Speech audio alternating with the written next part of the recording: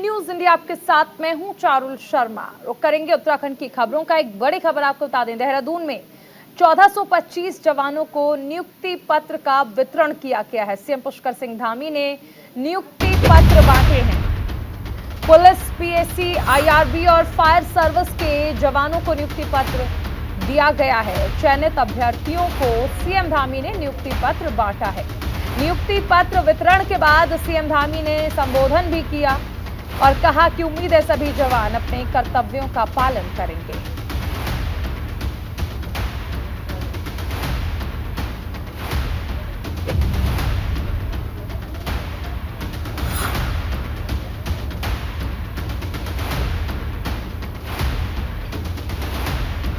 तो देहरादून में 1425 जवानों को नियुक्ति पत्र वितरित किए गए हैं। इस मौके पर मुख्यमंत्री पुष्कर सिंह धामी भी मौजूद रहे। जवानों को नियुक्ति पत्र वितरित किए गए हैं। मेरे हाथों सांकेतिक रूप से 55 लोगों को आज यहाँ पर नियुक्ति पत्र प्रदान किए गए हैं। ये उत्तराखंड पुलिस के इतिहास में आज का दिन एक स्वर्णिम इतिहास पुलिस के इतिहास में और जुड़ गया है,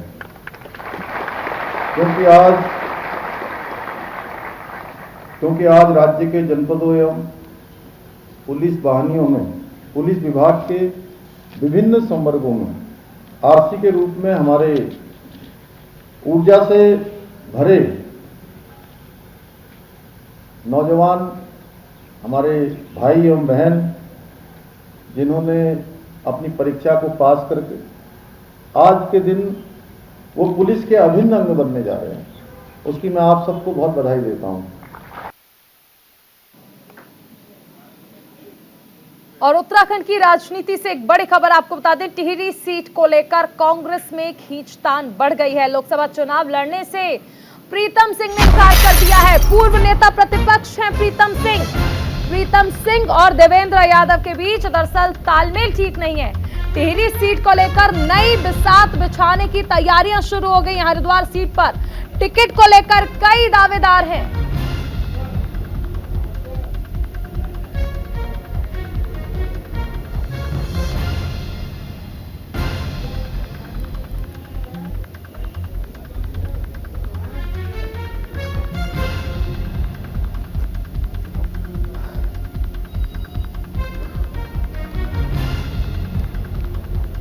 तो उत्तराखंड की राजनीति से ये बड़ी खबर आ रही है, टिहरी सीट को लेकर खींचतान अब बढ़ती जा रही है।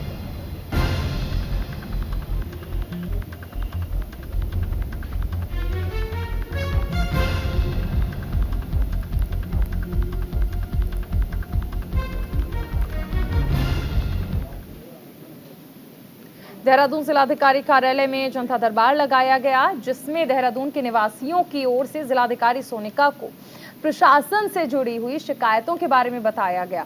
लगभग 100 शिकायतें जिलाधिकारी को मिली हैं, जिनमें से कई शिकायतों का तुरंत निवारण भी किया गया। जिलाधिकारी सोनिका ने कहा कि ज्यादातर शिकायतें अतिक्रमण और पड़ोसियों से संबंधित विवादों से जुड़ी हैं, जिनका मौके पर ही निवारण कर दिया गया है।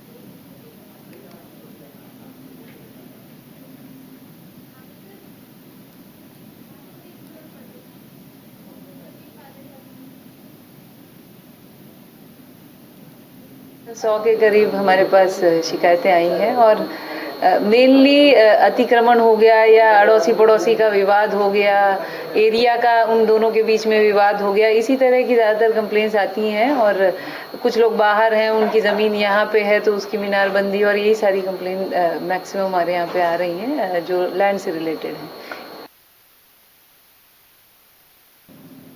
एक और बड़ी खबर, राज्य सूचना आयुक्त योगेश भट्ट रुड़की पहुंचे, जहां उन्होंने नगर निगम के रिकॉर्ड रूम का निरीक्षण किया और निगम के दस्तावेजों की बारीकी से जांच पड़ताल की। साथ ही खामियां मिलने पर नगर निगम के अधिकारियों को जमकर फटकार लगाई।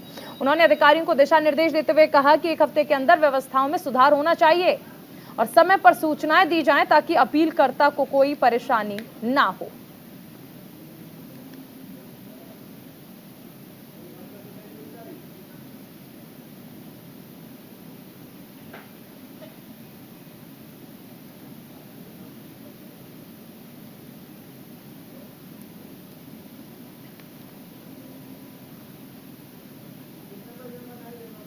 तो व्यवस्थाओं में सुधार लाने का निर्देश दिया गया है।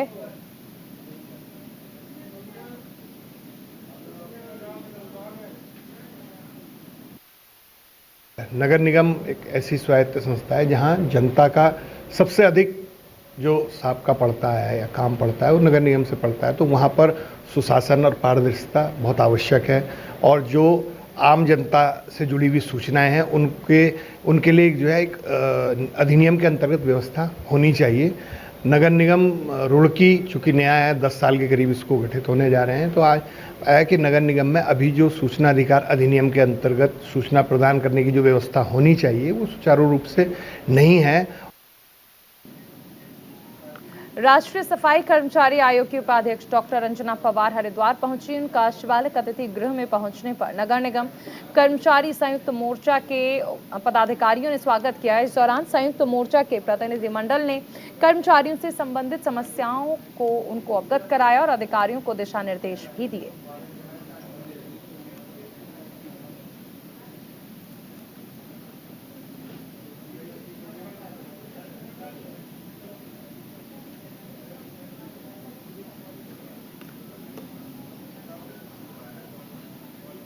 तो उपाध्यक्ष डॉक्टर अंजना का अतिथि गृह में स्वागत किया गया और इस दौरान उन्होंने सभी को दिशा निर्देश भी दिए हैं कि कोई भी परेशानियां जो हैं वो नहीं आनी चाहिए लोगों के लिए।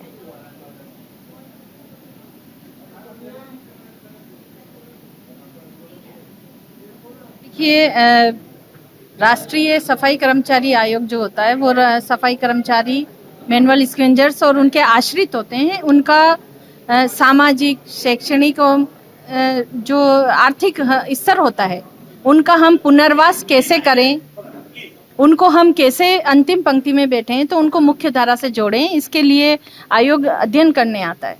और कई तरह की समस्याएं सामने आती है। कई सफाई कर्मचारियों का पीएफ का परेशानी हो या पेंशन की परेशानी है, यूनिफॉर्म की परेशानी है, उनको संसाधन नहीं दिए जाते हैं सफाई व्यवस्था में, उनका जो सैलरी टाइम से नहीं मिलती है, तो इस तरह से। और सबसे बड़ी समस्या आती है कि कॉन्ट्रैक्टर का जो होता है। सबसे बड़ी समस्या ये क्या है कि हमारे राज्य में जो सफाई कर्मचारी की भर्तियों पर रोक लगा रखी है, सारी भर्तियां खुली हुई हैं बम्पर, और सफाई कर्मचारियों की भर्ती पे है रोक। उसको आउटसोर्सिंग से रख लो और उसको ठेकेदारी प्रथा में रख लो, उसको कंपनी के द्वारा रख लो, परमानेंट जो है उसकी पोस्ट को नहीं खोला जा रहा है बिल्कुल भी। ये बड़ी विकट समस्या है।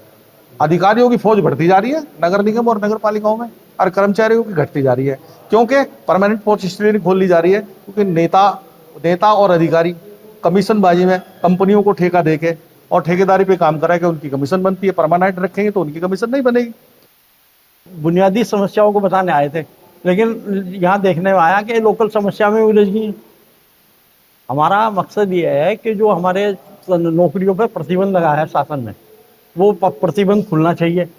हमारा कर्मचारी अगर गंदा काम करता है, समझिए जी, उसका जो बीमा था वो बंद कर दिया गया तब, और उसको चालू नहीं किया गया। हम ये मुद्दे जो प्रदेश स्तर की सरकार के थे वो हम यहाँ से इनके माध्यम से रखना चाह रहे थे।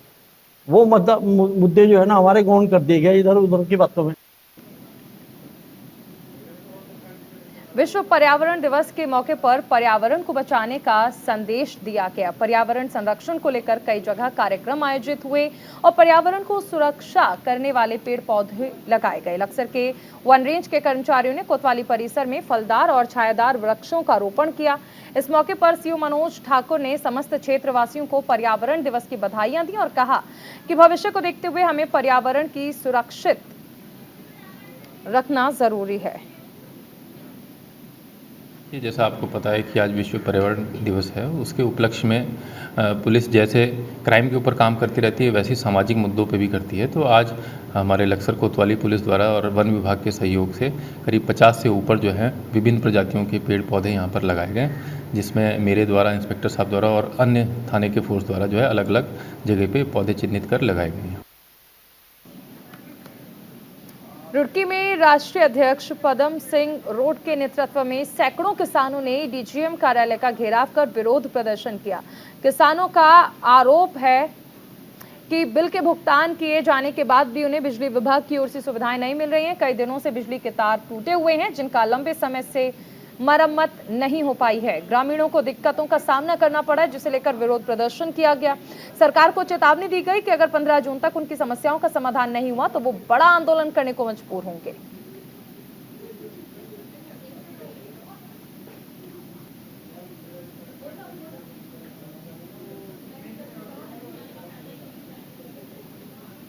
यहाँ तो मैं देखा हूँ क्षेत्र में बिजली की बहुत बड़ी समस्या हो रही। कहीं तो तार लटक रहे, कहीं खंभे टूट गए, कहीं ट्रांसफार्मर फूक गए। एक छापे के नाम पर जो लूट हो रही, इसके बारे में विशेष करके हमने कहा है, इनके एसडीओ खुद कबूल करे कि हम घर में नहीं घुसे। भाई तुम घर में नहीं घुसे तो तुम्हें किकर पता लग गया एसी चल रहा है भीतर या हीटर चल रहा है। अगले अंदाज तो भर दिया, अंदाजा क्या मतलब है, अगला को तो नुकसान होगा, 2-2 लाख के तुम जुर्माने भर रहे, यो हम देने के नहीं और आगे या 8 दर में चलने के नहीं। यही कारण आए थे कि इसे जो ये छापेमारी अर्जी फर्जी कर रहे हैं, इसे बंद करा जाए, नहीं तो इसके खिलाफ हमने कह दिया हम यहाँ धरना प्रदर्शन करेंगे, आपको बंधक बनाया जाएगा और आपकी जो बिजली स्टीम होगी जा उसे भी हम गाँव दर गाँव बंधक। वहीं पौड़ी में CUET परीक्षा को लेकर छात्रों का आज गुस्सा फूट पड़ा और केंद्रीय विश्वविद्यालय के प्रशासनिक भवन पहुंचकर प्रदर्शन किया। छात्रों का कहना है कि CUET के लिए उनकी ओर से परीक्षा केंद्र पौड़ी और देहरादून चयनित किए गए थे, लेकिन उन्हें परीक्षा सेंटर मेरठ और बरेली दिए जा रहे हैं। छात्रों के लिए ये दोनों सेंटर उनके स्थान से 300 किलोमीटर दूर है, जिसे लेकर परेशानियों का सामना उठाना पड़ सकता है। छात्रों ने विश्वविद्यालय प्रशासन से NTA CUET परीक्षा के परीक्षा केंद्र श्रीनगर गढ़वाल में ही रखने की मांग की है, जिस पर विश्वविद्यालय के अधिकारियों ने छात्रों को आश्वासन दिया और कहा कि NTA से बातचीत के बाद ही इस समस्या का समाधान किया जाएगा।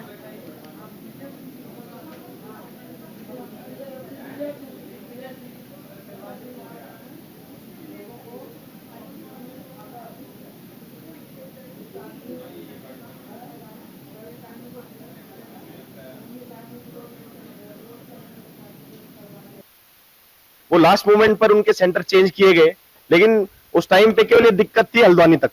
लेकिन अगर आज हम देखते हैं कि जब पीजी में प्रवेश की परीक्षाएं हो रही हैं, तो आज ये दायरा केवल हल्द्वानी तक सीमित रह गया है। ये दायरा बढ़ाकर NTA ने बरेली और मुरादाबाद तक पूरा विस्तार इसका कर दिया है। वो दिन दूर नहीं जब यहाँ के छात्रों को पेपर देने के लिए तमिलनाडु तक जाना पड़ेगा। हमारा सेंटर एक मेरठ पड़ा हुआ था, हमने CUET का भरा था, एक BEd का और एक MSc का। और हमारा जो MSc का था, पहले हमें जूलॉजी उन्होंने पहले वेबसाइट में बता रखा था, अब वेबसाइट में उसका भी सेंटर बता नहीं रहे हैं और हमें अभी पता भी चला कि हमारा सेंटर कहाँ पड़ा हुआ है। अगर तो 5 ही को बताएंगे तो हम कब वहाँ तक पहुँचेंगे और हमारी आर्थिक स्थिति इतनी अच्छी नहीं है कि हम वहाँ जा पाएँ। पौड़ी और देहरादून सेंटर डाल दें, इन दोनों में से हमें कोई सेंटर नहीं मिला है। वो मेरठ मिला है UP में, जहाँ जाना असंभव है, इतनी दूर हम नहीं जा सकते हैं और पौड़ी और देहरादून में से हमें कोई सेंटर नहीं है। वो तो विषम भौगोलिक परिस्थितियां न भी हो, तब भी ये इस तरह का तो कोई NTA का जो योजना बनाई है उन्होंने बहुत ही पुअर है, हम ये कहेंगे। और मुझे लगता है कि इसका जवाब तो NTA को ही देना चाहिए कि एक ही दिन में आप 2 टेस्ट बच्चे को देना है और दोनों डिफरेंट सेंटर में देना है, तो ये तो संभव है ही नहीं। ये टोटली उनका एक मिसमैनेजमेंट होगा। कानपुर के निर्दलीय विधायक उमेश कुमार और पूर्व विधायक कुंवर प्रणव सिंह चैंपियन के बीच फेसबुक पर वॉक युद्ध लगातार जारी है। आपको बता दें कि कानपुर की महिलाओं ने पूर्व विधायक चैंपियन पर अपमानित करने का आरोप लगाया। दरअसल 2 दिन पहले पूर्व विधायक चैंपियन ने फेसबुक पर विधायक उमेश कुमार के माता पिता के बारे में टिप्पणी की थी, जिसके बाद विधायक उमेश कुमार के समर्थक महिलाओं ने पूर्व विधायक चैंपियन को लेकर कहा कि चैंपियन ने किसी एक व्यक्ति की मां को नहीं बल्कि सभी माता और बहनों को अपमानित करने का काम किया है। तो यहाँ जाना, फोटो में क्या हो गया?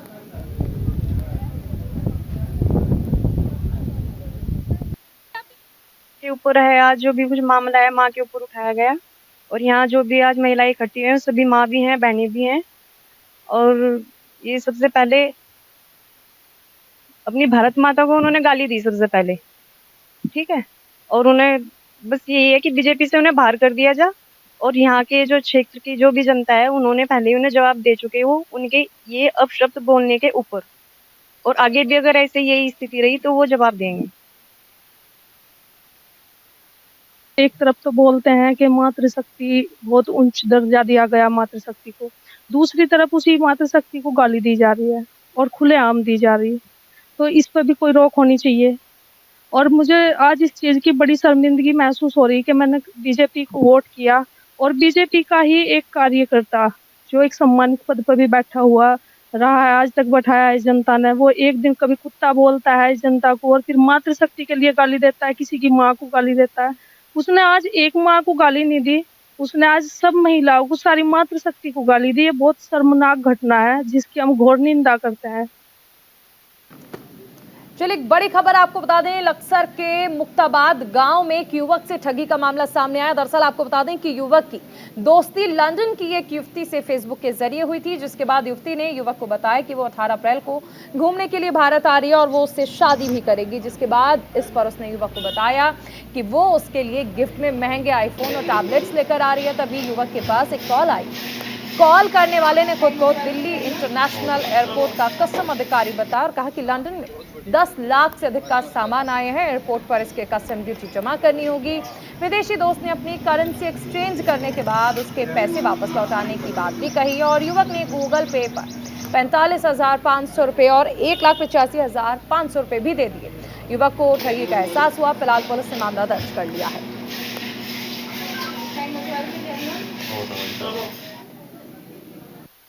ये अभी ये 2 दिन पहले ही मुक्ताबाद के एक युवक के साथ शादी कराने के नाम पे एक लंदन से जो तथाकथित एक युवती के द्वारा फ़ोन से संपर्क करके बताया गया कि वो उससे पसंद करती है और शादी करना चाहती है। तो इस प्रकरण पे उस लड़के से 2,31,000 रुपये उस युवती द्वारा ले लिए गए और जब युवक को पता चला तो वो ऐसी कोई युवती थी नहीं और उसके साथ धोखाधड़ी कर ली गई। इस संदर्भ में थाना लक्सर में 420 के अंतर्गत मुकदमा पंजीकृत किया गया है। विकासनगर के मधुबन रिजॉर्ट के स्विमिंग पूल में नहाने के दौरान एक युवक की डूबने से मौत हो गई। वहीं पुलिस अधिकारी ने कहा कि एक दुकान पर काम करने वाला नरेश लाल अपने दोस्तों के साथ हर्बर्टपुर चौकी के मधुबन